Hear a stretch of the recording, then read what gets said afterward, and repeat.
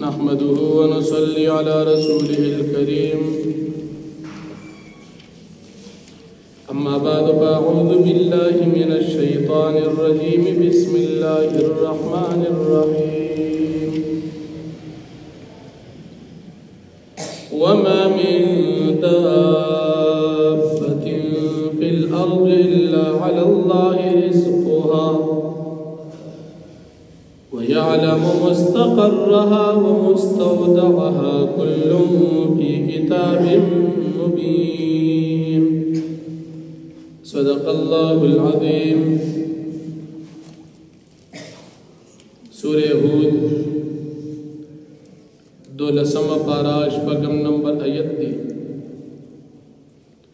په مخکې آیاتونو کې الله جل شانه کمال علم بیان شو. اس پر آیاتونو کې هم د الله جل شانه کمال علم ذکر کی. اللہ رب العالمین فرمائی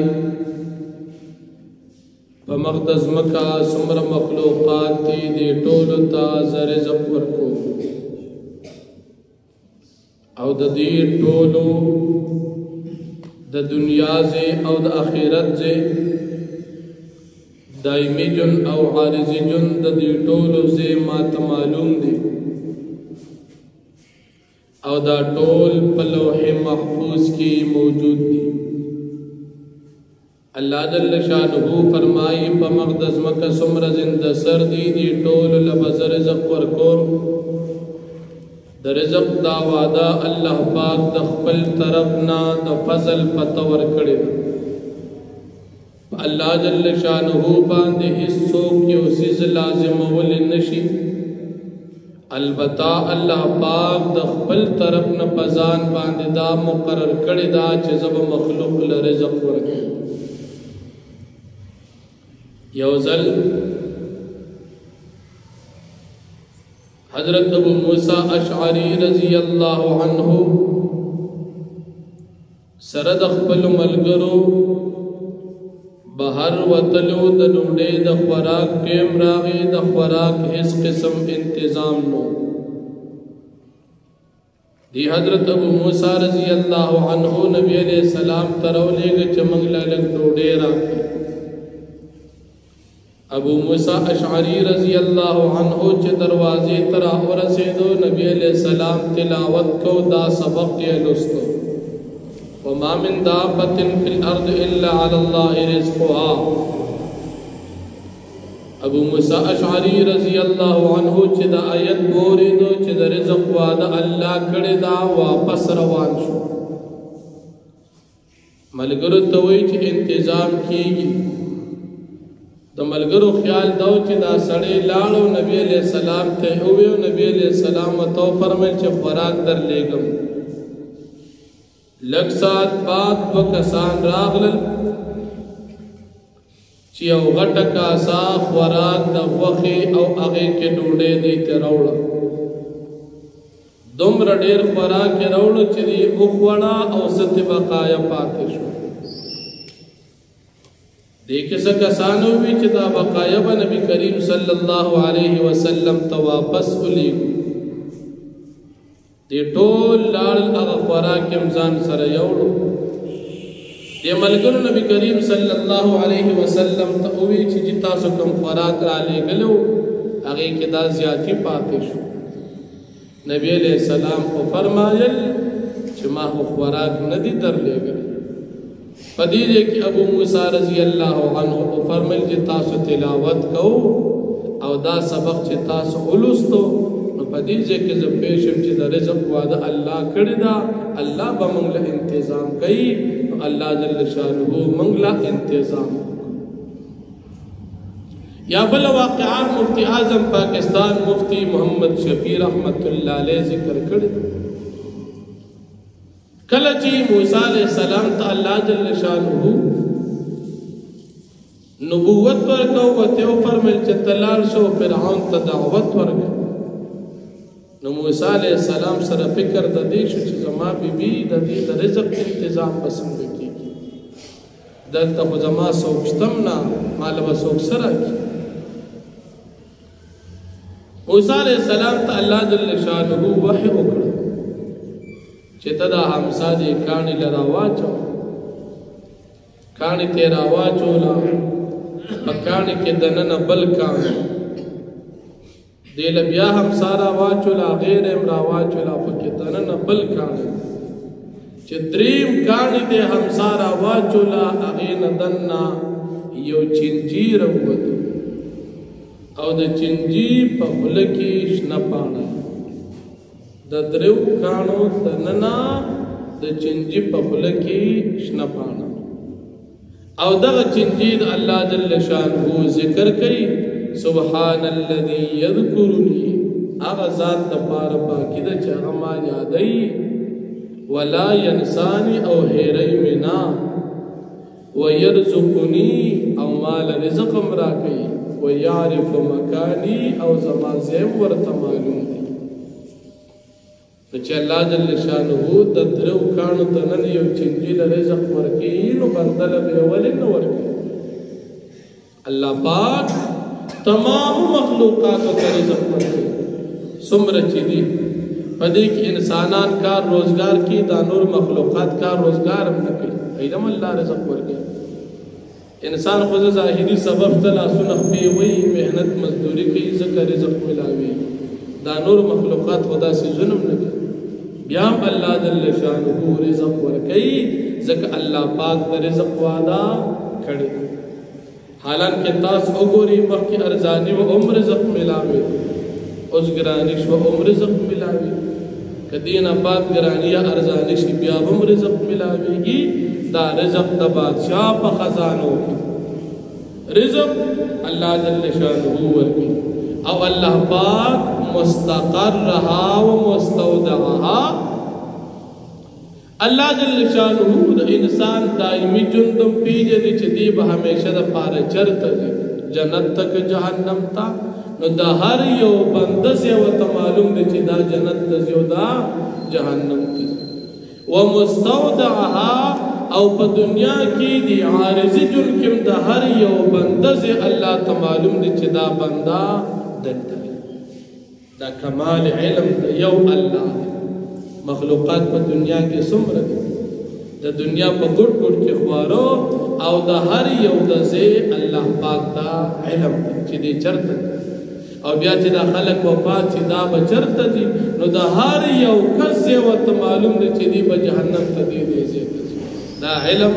الله نه علاوه بل چا سره نشته بیا الله جل شانه د خپل یووالي دلایل چې دا ځمکه اسمانونه دا ما پیدا کړي صرف او صرف د دنیا د ورځو په اندازه شپږ ورځې کې ځکه هغه وخت کې ورځ شپه نه وه هغه وخت کې انور او سپوږمۍ نه وه دا خو نه معلومې ده چې شپه شوه او بیا ورځ شوه دا نه معلومې ده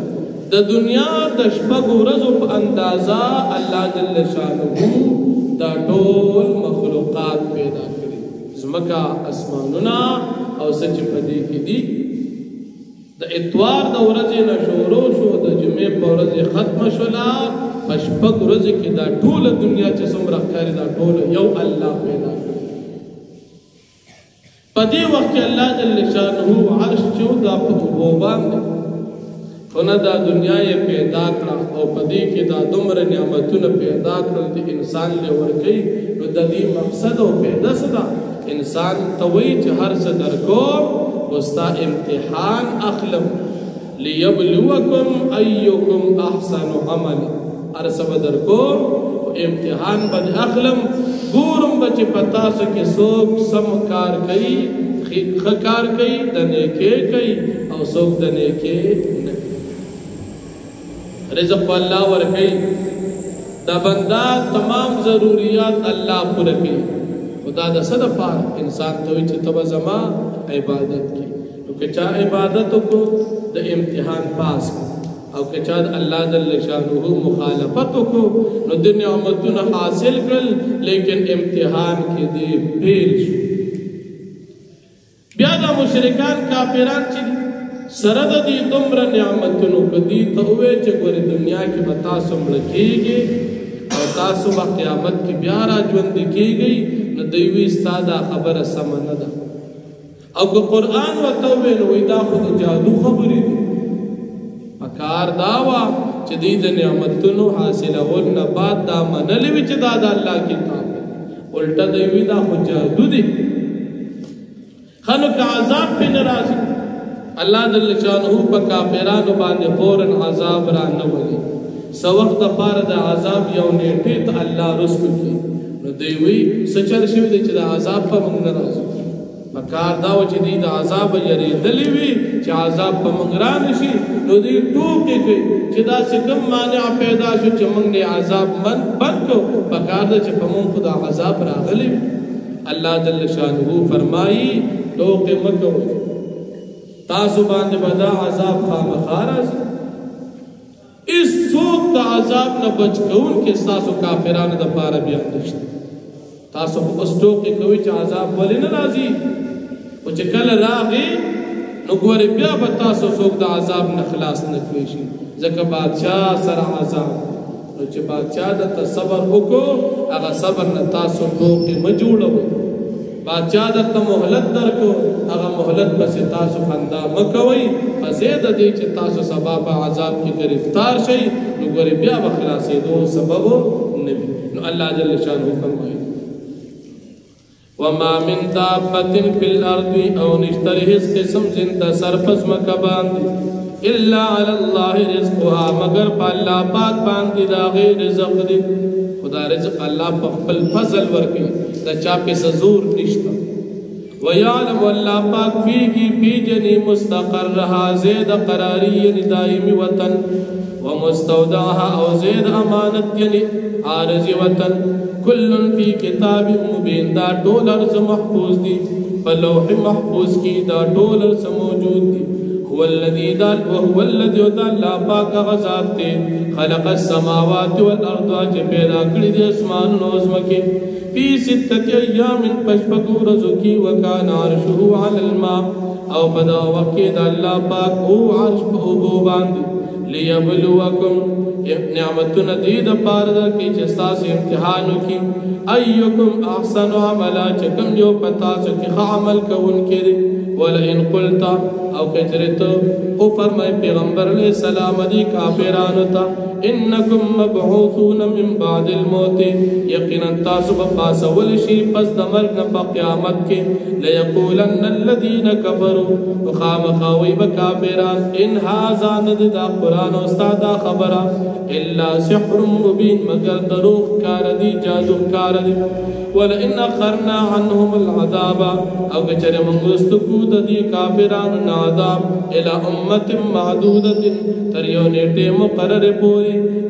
لیقولن خام خواب ویدا کافران دا ٹوک پتور ما یحبسو کم سزد عذاب سار کردن اللہ خبردار یوم یأتیہم پاغورت چراب شپدی باندی دا عذاب لیس مصروفا عنہم نبی دی بچ شوید دی عذابنا یا من نبشی دی بچ کولد دی عذابنا وحاق بهم او نازل بشی پدی باندی ماغا عذاب کانو بهی یستازعون چی دی پاغی پس ٹوکی کوي چکم پس ٹوکی کئی دا عذاب پا اللہ پاک پیارا ولی و آخر دعوانا